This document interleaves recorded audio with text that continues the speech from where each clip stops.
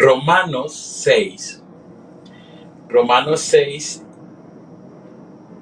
Si usted quiere saber qué es santificación, Romanos 6 le dice perfectamente qué es la santificación.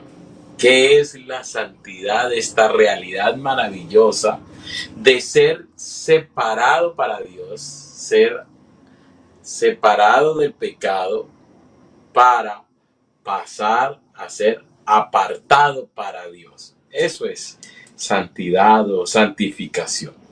Nótese que primero el creyente tiene que experimentar unas realidades espirituales. Nosotros creemos que la santidad empieza con nuestras acciones que practicamos todos los días, pero sería imposible que esas acciones del diario vivir fueran agradables a Dios si Dios primero no hace esto en nosotros.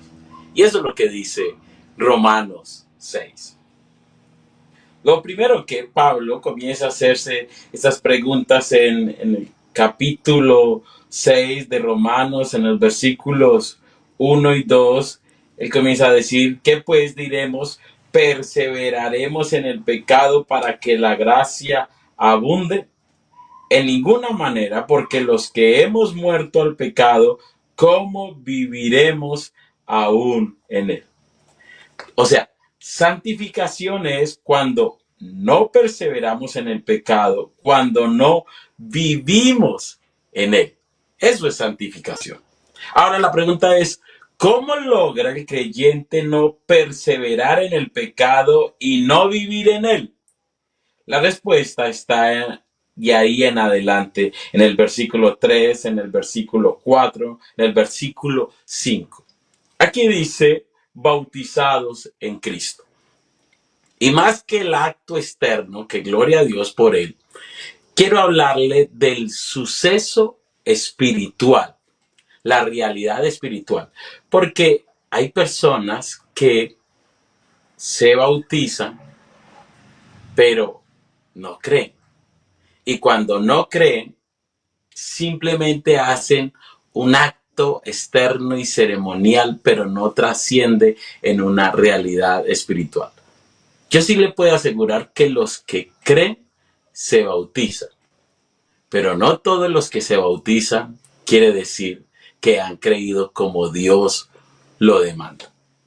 Pero hablemos de esta realidad espiritual de bautizados en Cristo.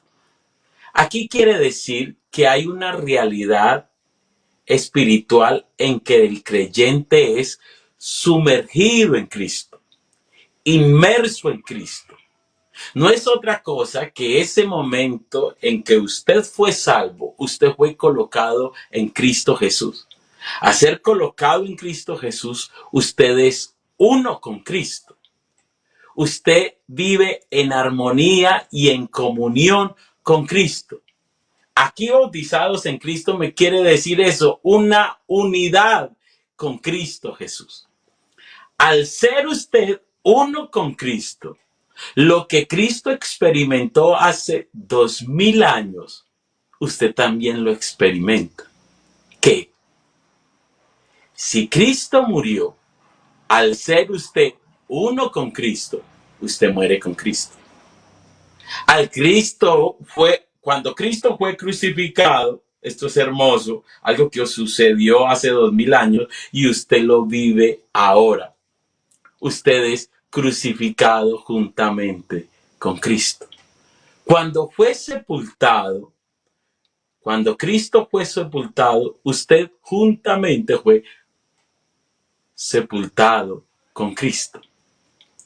Por eso él dice que fuimos plantados juntamente con Cristo. Y cuando Cristo resucitó, usted de igual manera, juntamente con Cristo, fue resucitado. ¿Usted quiere saber la única manera en que usted y yo no permanezcamos ni vivamos en el pecado? ¿Usted sabe cuál es la única manera? Cuando Dios hace esa obra maravillosa de colocarnos en Cristo, que muramos, sepultados, plantados, crucificados, resucitados, tenemos que experimentar esto, o si no, sí o sí, el pecado se enseñorearía de nosotros.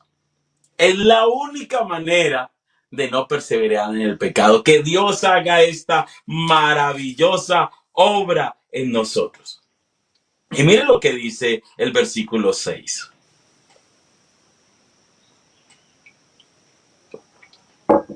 Sabiendo esto, que nuestro viejo hombre fue crucificado juntamente con él, para que el cuerpo de pecado sea destruido, a fin de que no sirvamos más al pecado.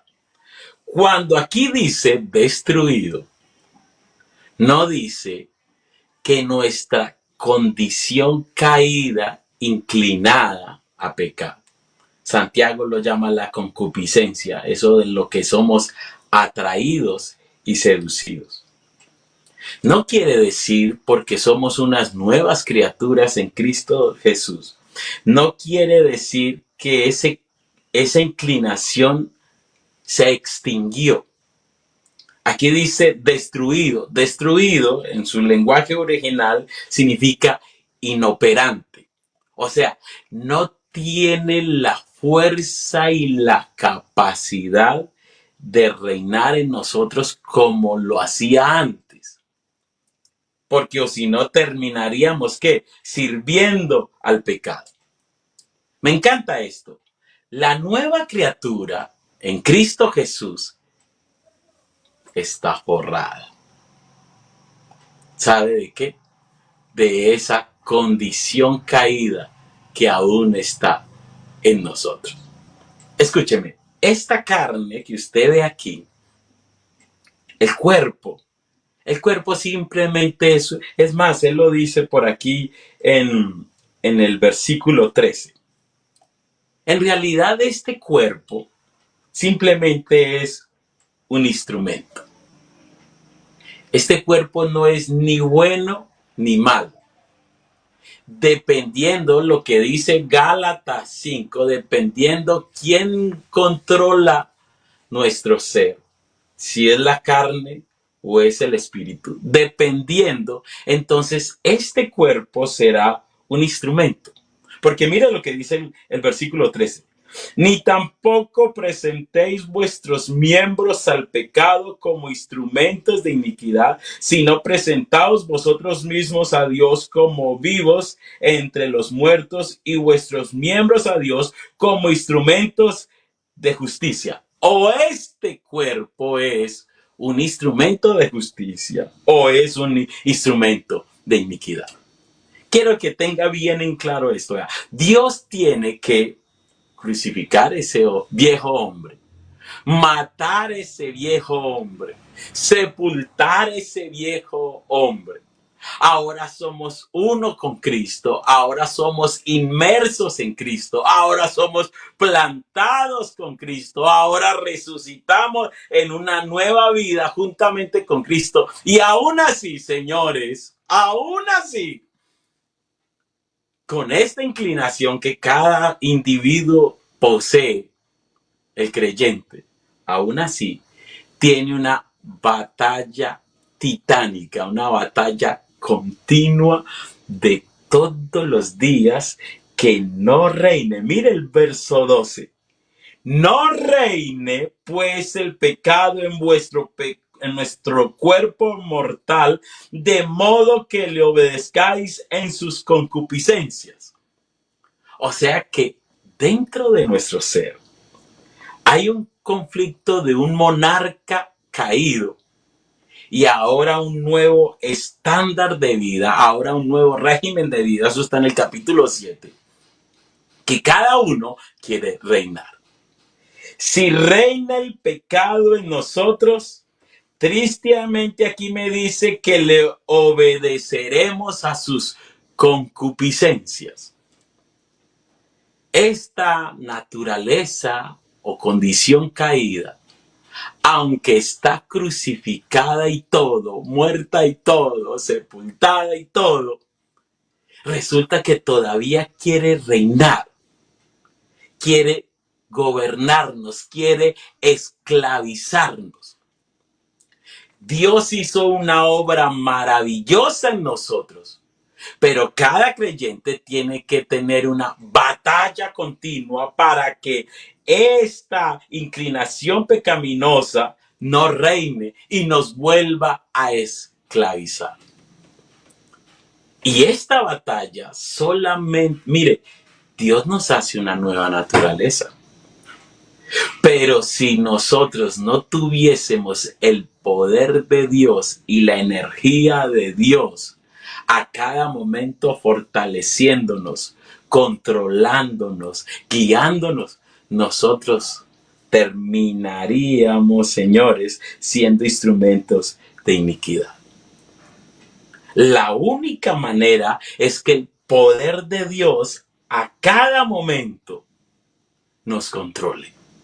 Es la única esperanza que tenemos. Es una batalla continua. Mire que Pablo dice algo impresionante. Quiero que esté muy atento conmigo a lo que las grandes realidades que Pablo dice. Mire, nosotros no vivimos en el pecado. No perseveramos en el pecado. Eso lo dice Pablo. Pero en el capítulo 7, en el versículo 17, él aún tiene que decir el pecado que mora en mí. La realidad del creyente es que, aunque no vivimos en el pecado y no perseveramos en el pecado, tenemos que reconocer que el pecado mora en mí, mora todavía en nosotros. Usted dirá, ¿cómo se le ocurre, hermano, decir estas cosas? ¿Sabe una cosa? Le voy a decir esto. En cada proceso mental del creyente es una lucha si obrar conforme a la carne o conforme al espíritu. Yo siempre he dicho una cosa y algún día Dios me permitirá enseñarlo aquí. En la iglesia hay dos tipos de creyentes que pecan, que nunca faltan en toda congregación. La primera son los impetuosos. Los impetuosos son aquellas personas precipitadas, aquellas personas que no piensan antes de hablar, sino que siempre agreden y lastiman a los hermanos porque son déspotas, porque son implacables, porque son maleducados, porque no tienen ética. Y de verdad, y usted los oye hablar y ellos dicen, es que a mí no me gusta cargar pelo en la lengua, pero en realidad es un pecado de ellos de impetuosidad. Eso está en 2 de Timoteo, capítulo 3, de los amadores de sí mismos son impetuosos, son precipitados. Y de verdad son personas que lastiman mucho a la congregación. El problema es que si a mí me dicen algo que me hiere, en ese sentido yo soy inocente. El problema es cuando, aunque me hirieron, eso se queda en mí una amargura. Produce raíz de amargura, resentimiento. Y si hay un principio bíblico es que quitad toda amargura de vosotros. O sea, es un mandato. Sin importar lo que le hayan dicho, el mandato es que su corazón no tenga el más mínimo residuo de amargura. Y para acabar de completar, Efesios 4 dice que soportándonos los unos a los otros, perdonándonos los unos a los otros, así como Cristo nos perdonó, así nosotros debemos perdonar.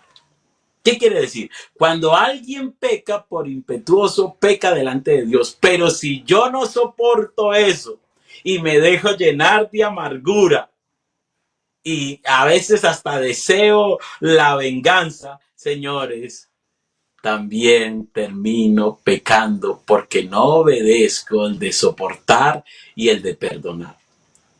Tan impresionante es esto de no perdonar que Jesús en una de sus parábolas del siervo y del consiervo, el siervo que no quiso perdonar, lo mandó donde los verdugos hasta que aprendiera a las buenas o a las malas a perdonar. Y los verdugos son, de pronto puede ser situaciones adversas, calamidades, enfermedades. Verdugo es que nos haga reaccionar y entender que somos llamados a perdonar.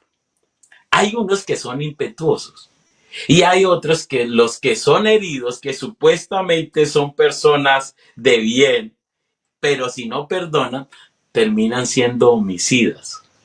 Porque aquel hermano que no ama a su hermano se convierte en un homicida. Entonces el creyente, escúchame bien, comienza en una guerra continua en no pecar. Y vuelvo a decirle, aunque no vivimos en el pecado, aunque ya no perseveramos en el pecado, tenemos que reconocer que el pecado mora en nosotros. ¿Y cómo mora en nosotros? Los procesos mentales. Obsérvelos. La pregunta es, de los 10,000 procesos mentales que tenemos en el día, ¿todos cumplen el estándar perfecto de la santidad de Dios? Piénselo. Si no es así, recuerde lo que la ley moral de Dios demanda, que nuestras acciones sean perfectas, que lo que hablemos sea perfecto y lo que pensemos sea perfecto. No solamente se peca haciendo lo malo, también se peca porque hay gente que dice, no, es que yo no estoy haciendo nada malo. Es que el creyente es mandado a hacer no solamente que no peque, sino que también haga lo bueno. Porque si usted no hace nada malo, pero tampoco hace nada bueno, la Biblia dice que el que sabe hacer lo bueno y no lo hace es que pecado. No solamente es hacer lo bueno, también es hacer lo bueno con las actitudes, intenciones buenas. El fariseo oraba, estaba en la iglesia, daba diezmo de todo, ayunaba 2 veces. El problema es que él lo hacía no con la actitud correcta. Lo hacía para envanecerse a sí mismo, para enaltecerse a sí mismo, para despreciar a los demás, porque eso le producía confianza en sí mismo. Hacía lo correcto, pero con actitudes incorrectas.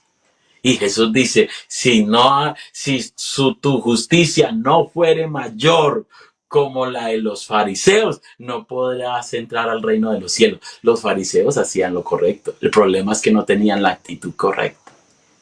Esa es la cuestión. Si hay algo que nosotros tenemos que entender, y mire lo que dice Primera de Juan, mis hermanos. Primera de Juan. Capítulo 1.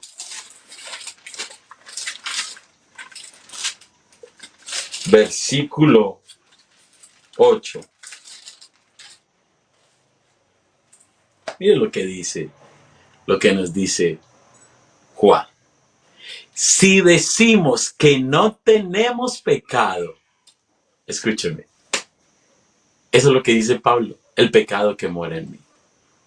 Si decimos que no tenemos pecado, nos engañamos a nosotros mismos y la verdad no está en nosotros. Leamos el versículo 9. Si confesamos nuestros pecados, oiga, Él es fiel y justo para perdonar nuestros pecados y limpiarnos de toda maldad.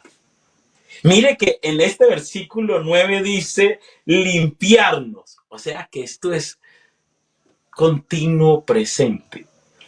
Dios tiene que estar siempre limpiándonos. Porque es más, mire que en el versículo 7 dice, pero si andamos en luz como Él está en luz, tenemos comunión unos con nosotros y la sangre de Jesucristo, su Hijo, no dice nos limpió, dice nos limpia de todo pecado. Esto es continuo, señores. Y miren lo que dice el versículo 10. Si decimos que no hemos pecado, le hacemos a Él mentiroso y su palabra no está en nosotros. Aquí el versículo 8 me dice que no nos podemos engañar. Tenemos pecado, o sea, poseemos pecado. Y el versículo 10 dice, si decimos que no hemos pecado, le hacemos a Él mentiroso y su palabra no está en nosotros. O sea, si decimos que nunca hemos pecado en nuestra vida cristiana, estamos diciendo que Dios es mentiroso. Ahora, la pregunta es, ¿qué capacidad de percepción espiritual tiene usted referente al pecado? Porque a veces nuestra percepción es muy limitada. A veces parecemos los católicos. Escucha un católico y dice, vea, es que yo no mato y yo no robo. Entonces, por no practicar esos dos pecados, se creen a sí mismos justos. Y a veces nosotros los creyentes creemos que porque ya no vivimos la vida pasada, y gloria a Dios por eso, porque para eso decimos que somos salvos. ¿Salvos de qué? Pues de nuestra vieja manera de vivir. Si un creyente supuestamente es salvo, pues la evidencia más clara es que tiene un cambio de vida a conforme era antes. Eso es obvio. Pero aunque hemos cambiado, y a veces nosotros dicen, hermano, es que vea, yo desde que me volví evangélico ya no tomo, ya no adultero, porque eso es lo que hacía antes. Y por supuesto que eso es un cambio de vida y eso se debe evidenciar. Pero es que la pregunta es, ¿conocemos el estándar perfecto de la palabra de Dios? Y no cumplir el estándar. Mire, vea, yo siempre le digo a mis alumnos del Instituto Bíblico, cuando la persona va a la universidad y presenta un examen, esa persona, si la calificación es de 1 a 10, si saca 6, si saca 7, si saca 8, si saca 9, si saca 9.5, todo eso indica que ganó la materia. Todo eso, desde 6 en adelante, ya la ganó, la pasó. La cuestión con la santidad de Dios y la justicia de Dios es que no valen las aproximaciones. No es 6, no es 7. Si cada día nosotros sacásemos 9 de puntuación en santidad, de verdad que seríamos unas bellezas. Usted sabe que sacar en la vida diaria 9 en pensamientos, 9 en palabras, 9 en conducta diaria, 9 para con el prójimo. No. 9 es una calificación altísima. Pero sabía que ante Dios 9 no vale. 9.9 no vale. Hay un estándar perfecto en la santidad de Dios y es 10. 10 sobre 10. 10 en acciones, 10 en palabra, en todo lo que hablemos, y 10 en cada proceso mental. 10. Porque la Biblia, el estándar es, como dice Pedro, sed santos como Dios es santo. Y Jesús dice, sed perfectos como vuestro Padre que está en los cielos es perfecto. Entonces estamos hablando de que para que la justicia de Dios me acepte de que soy justo, debo sacar 10 y ser perfecto como Dios y ser santo como Dios. ¿Y quién de nosotros es santo y perfecto como Dios? Por eso es que Romanos 3 dice que si fuese por obras de justicia, ningún ser humano podría ser declarado justo. Ningún ser humano. Por eso es que la salvación es por gracia. Somos salvos por gracia. La justicia de Cristo se nos atribuye a nosotros por creer en Él. Y cuando somos salvos por gracia, por medio de la fe, escúcheme, Dios comienza a hacer una obra y un proceso de santificación. O sea, comenzamos a crecer hasta llegar a la altura, el conocimiento y la estatura y la plenitud de Cristo. Pero es un proceso en crecimiento. Eso es lo que conocemos nosotros como la renovación. Un nivel de gloria a otro nivel de gloria. Mire, Pablo, consciente de eso, Pablo, cuando habla de sí mismo en 1 Corintios 15, él dice que él es el más pequeño de los apóstoles.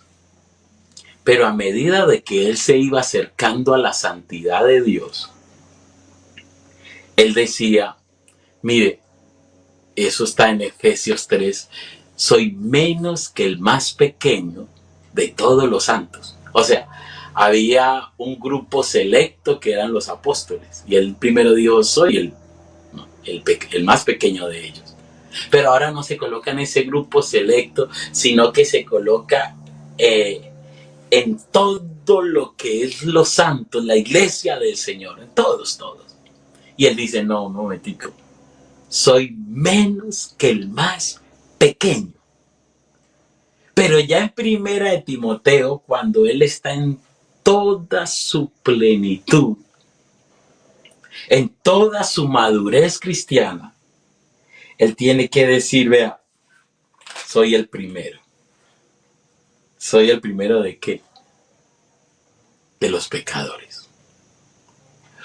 Pablo, señores, no se está... Un hermano me dijo, ¿qué sería que hacía de malo Pablo que él dice que él es el primero de los pecadores? No. Cuando uno se mira entre nosotros los creyentes, créelo que hay personas que llevan un nivel espiritual más alto que otros. Y si nos comparáramos entre nosotros, qué cosa que estaría muy mal, pero que lo hiciéramos, habrán unos más consagrados que otros. Y si nos comparáramos con la persona no regenerada, pues obvio, hay una diferencia total. Pero es que él no se comparaba con ninguno de ellos. ¿Sabe cuál era la meta del supremo llamamiento de Pablo? Ser semejante a Cristo. Ser conformado a la imagen de Cristo. O sea, tener el carácter y la santidad perfecta de Cristo. Cuando él comienza a compararse con Cristo, él no dice soy el mejor de los apóstoles, el que más he trabajado. Él no dice, vea, soy el mejor creyente de la iglesia de Éfeso. Tampoco. Él dice, no, momentico. Comparándome con Cristo, soy el primero de los pecadores. Es que me falta mucho. Porque si algo le puedo decir, que entre más tenga usted comunión con Cristo y viva usted para Cristo, usted va a decir y reflexionar, un momento, me falta todavía mucho. Por ejemplo, ¿sabía que hay un mandato bíblico que dice, dando gracias a Dios en todo? Dando gracias. O sea, que cuando te critiquen, da gracias. Cuando te menosprecien, de gracias. Cuando no te saluden los hermanos, de gracias. Cuando se burlen los propios hermanos de usted, de gracias. Cuando no te visite el pastor, de gracias. Cuando estuviste en aflicción y en problemas y en situaciones y nadie te saludó, ni nadie te visitó, ni nadie se acordó de usted, de gracias. Dando gracias en todo. Es solamente ese principio bíblico. Yo no estoy diciendo que si usted se fue a emborrachar, no, gracias a Dios, Dios te sacó de allá. Mi pregunta es, ¿das gracias a Dios en todo? Es ese solo principio. Ahí ya quedamos. Mire lo que a mí me llama mucho lo que dice Efesios. Mire, Efesios hay una cosa que de verdad. Efesios capítulo 4.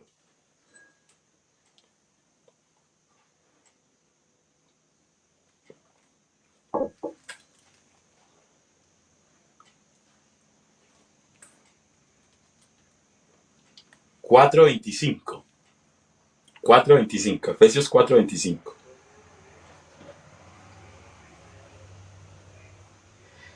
Por lo cual, desechando la mentira, hablad verdad cada uno con su prójimo, porque somos miembros los unos a los otros. Pregunto, en un negocio por ahí siempre hemos hablado la verdad. Cuando quedamos mal en algún servicio de la iglesia, somos transparentes y decimos la verdad. Siempre hablamos, de verdad, siempre hablamos la verdad. Mira el versículo 26, airados, o sea, es inevitable. Señores, nos vamos a airar.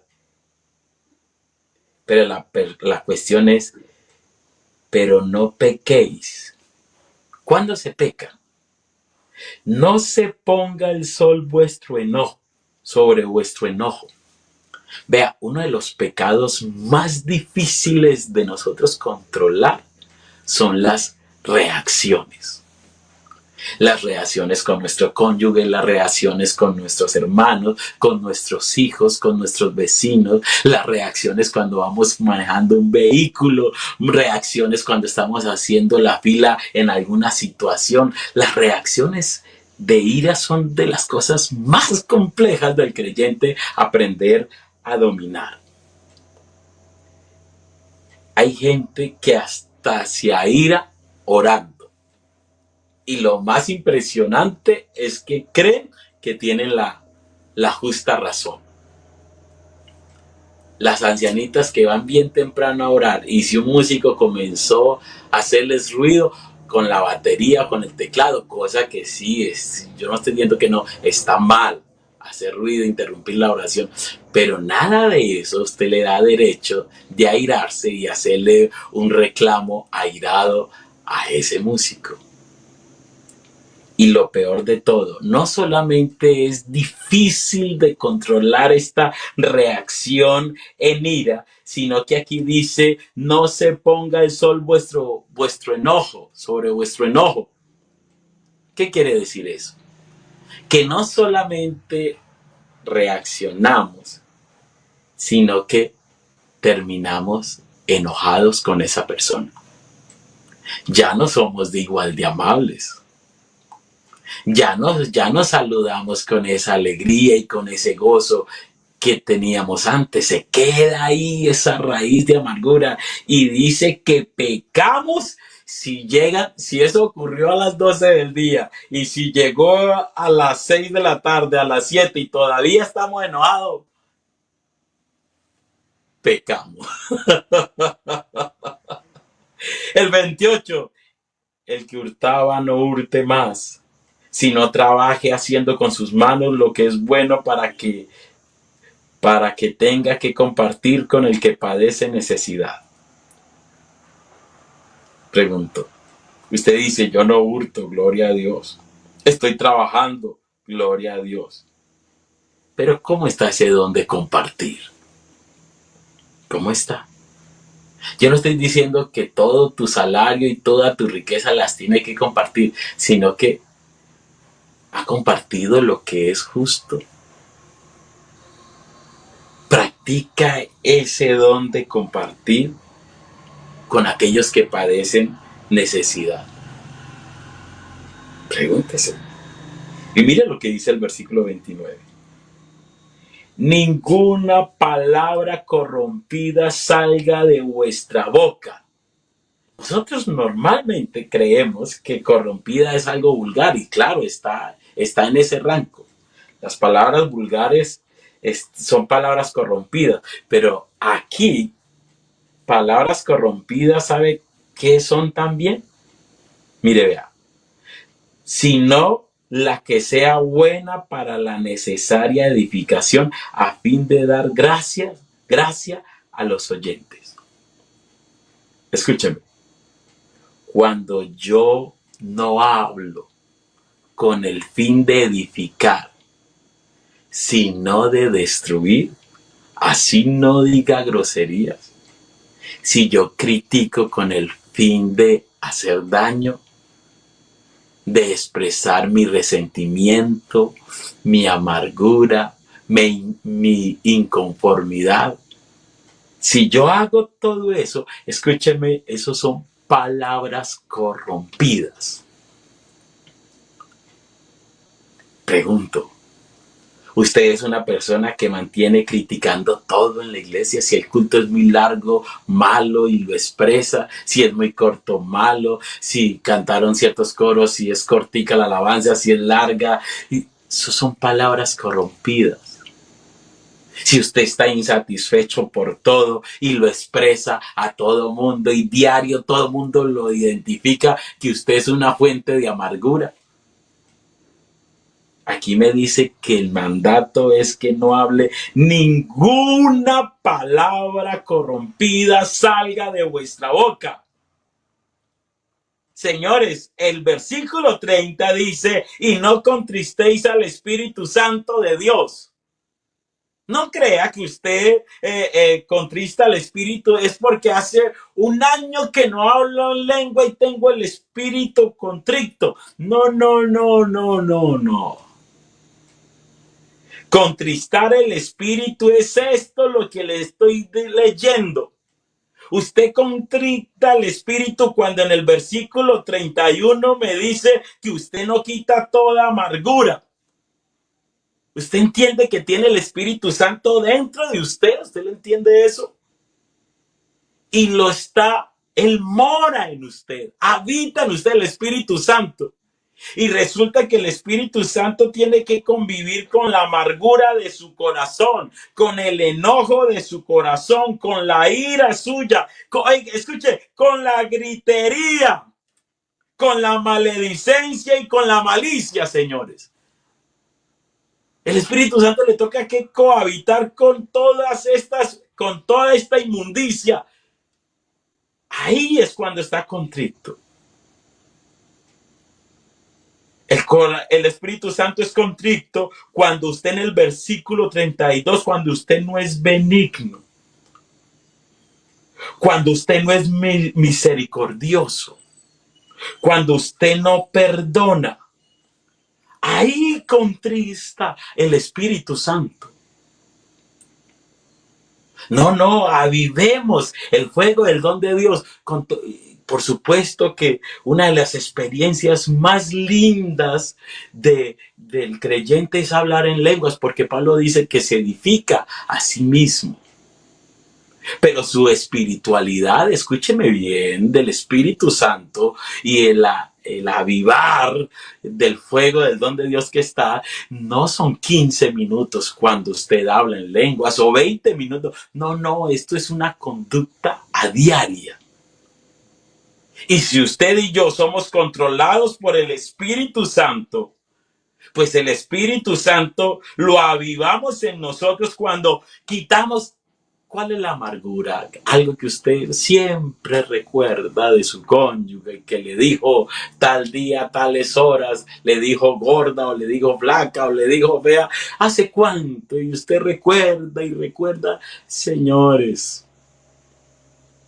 Y para acabar de completar, afecta su su manera de ser, afecta de su manera de comportarse, trasciende hasta en su mirada, hasta en su rostro, en lo que habla, en su actitud, en sus acciones, en sus palabras, y envenena todo. Y el problema de nosotros es que no. ¿De que nosotros decimos, por supuesto, que pecadores, de vivir en el pecado, gracias a Dios, de perseverar en el pecado, gracias a Dios? Pero usted ya tiene la madurez espiritual. Usted ya no se compare con lo que era antes. Y por supuesto, gracias a Dios por ese cambio. Ahora usted, su medida de comparación es Cristo. Si nosotros decimos que no somos pecadores en conformidad al viejo hombre, gracias a Dios. Pero cuando nos comparamos con Cristo, hermanos, no hay otra cosa que decir como Pablo. Somos los primeros. Somos los primarios pecadores, porque si hay algo que yo le puedo decir, bueno, por aquí no hay un espejo, hombre. Párese de lejos en un espejo, de lejos. Obsérvese de lejos de un espejo.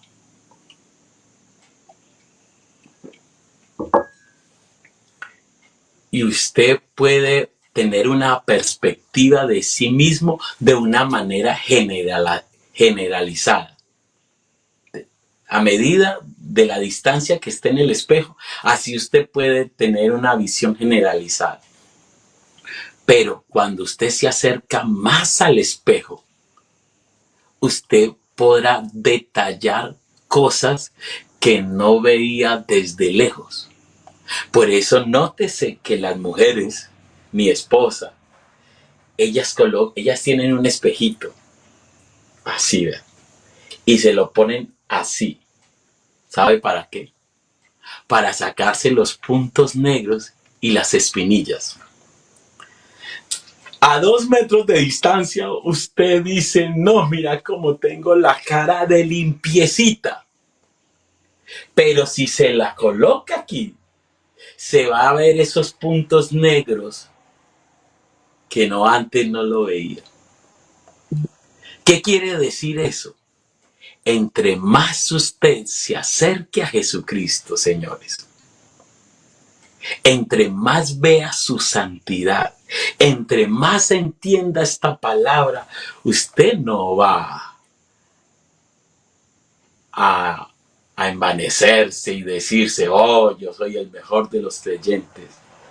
No. Usted, ante la santidad y perfección de Jesucristo, usted tiene que humillarse. Así de sencillo, no hay más de otra. Y decir, Señor, vea, estamos en el proceso porque todavía nos falta mucho. Gracias a Dios, vuelvo a decirlo, la salvación es por gracia.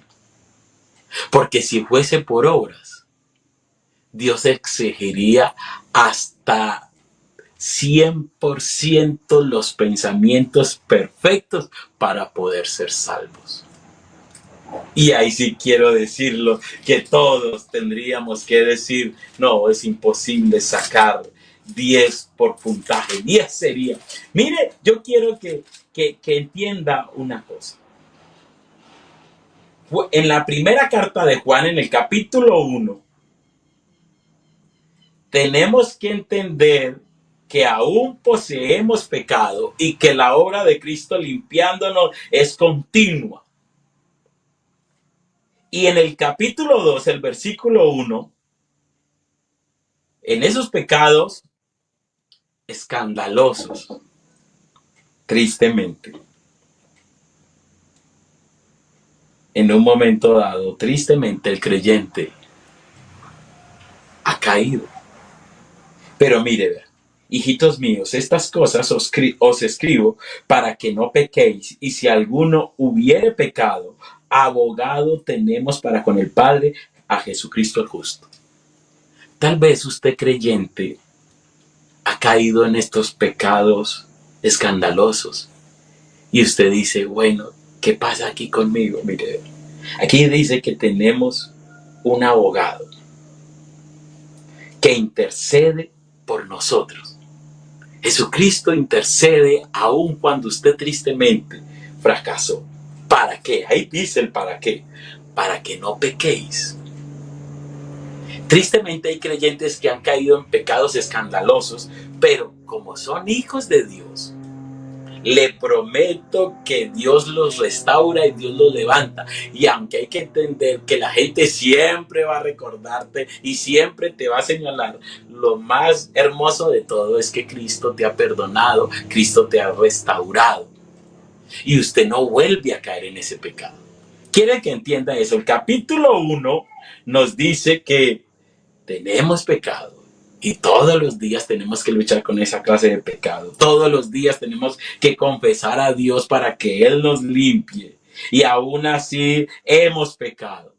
En el capítulo 2 me dice que tristemente el creyente peca y ha caído en un momento dado en pecados que Dios, en esos pecados escandalosos, perdón. Pero hay una esperanza que abogado tenemos para que no pequemos, para que no perseveremos, para que no vivamos continuamente. Porque ya en el capítulo 3, ahí es donde usted tiene que aprender a diferenciar. En el capítulo 3, en el versículo 6, todo aquel que permanece en él. Eso es lo que hablamos en Romanos 6.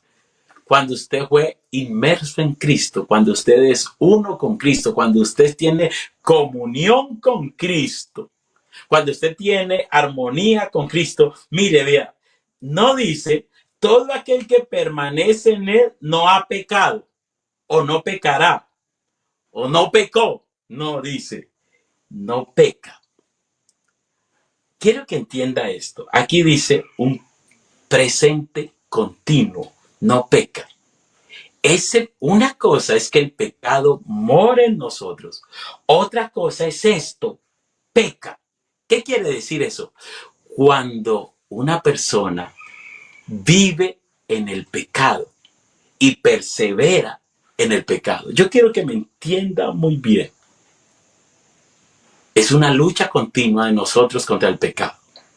Tristemente hay creyentes que han caído en esos pecados escandalosos, pero abogado tienen. Pero aquí me dice que un creyente no persevera en el pecado, no vive en el pecado. Todo aquel que peca, mire, le dice continuo presente, o sea, que viven las mismas continuamente. Escuche, no le ha visto ni le ha conocido. Cuando dice no le ha visto, o sea, no ha creído en Jesucristo. No le ha conocido, o sea, no ha tenido una experiencia personal con Dios. Y voy a usar un pecado escandaloso, el adulterio. Tristemente, hay muchos creyentes que han adulterado. Pero si ellos se han apartado, creerlo que Jesucristo restaura, Jesucristo perdona y Dios levanta. Que Dios nos libre de eso, pero ha pasado y tiene la promesa. Pero si una persona que supuestamente dice ser creyente y en el 2000 pasó lo mismo, en el 2005 pasó lo mismo, en el 2010 lo mismo, en el 2015 lo mismo, en el 2022... Escucha, y entonces ellos dicen, es que Dios es misericordioso y pues uno pues es ser humano y cae fácilmente. Juan dice, no le ha visto, o sea, esa persona no ha creído, no le ha conocido, esa persona no ha tenido una experiencia personal con Dios. Mira el versículo 8, el que practica el pecado es del diablo, así de sencillo. Yo creo que yo creo que me he dado a entender y quiere que le quede bien claro, mis hermanos. El pecado mora en nosotros, sí. Pero una cosa ya es la práctica del pecado. Si un creyente que se dice ser creyente practica el pecado, aquí me dice que es del diablo. Así de sencillo. Juan sin regodeos. Y mire lo que dice aquí el versículo 9. Perdón, sí, versículo 9. Todo aquel que es nacido de Dios. Y miren lo que dice. No practica. Aprenda esas definiciones bien de Juan para poder entender esta carta. No practica el pecado, porque la simiente de Dios permanece en él y no puede pecar porque es nacido de Dios. Y vuelve a hacer un acto continuo presente. Vean, no puede ¿qué?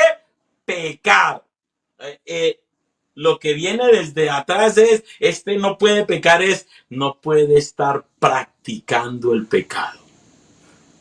Una persona que vive practicando el pecado no ha nacido de nuevo, no ha conocido a Dios.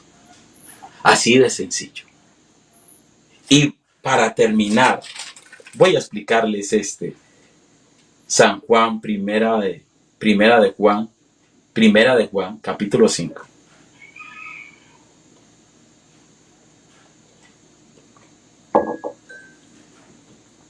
Desde el verso 15. Primera de Juan 5:15.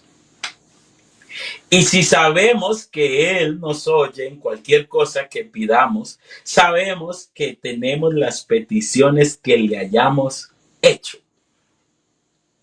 Si alguno viere a su hermano cometer pecado que no sea de muerte, pedirá y Dios le dará vida. Esto es para los que cometen pecado que no sea de muerte. Hay pecado de muerte por el cual yo no digo que se pida. Toda injusticia es pecado, pero hay pecado no de muerte. Versículo 18. Sabemos que todo aquel que ha nacido de Dios no practica el pecado, pues aquel que fue engendrado por Dios le guarda y el maligno no le toca. Le voy a explicar este versículo. Aquí está hablando de la intercesión. Y hay pecados de muerte y pecados de no muerte. Usted ya sabe cuál es ya lo explicamos. El pecado de muerte es cuando una persona comienza a practicarlo continuo. Ese mismo pecado lo esclavizó. Eso, cualquier pecado, cualquiera. No es un pecado, el pecado de muerte no es algo específico.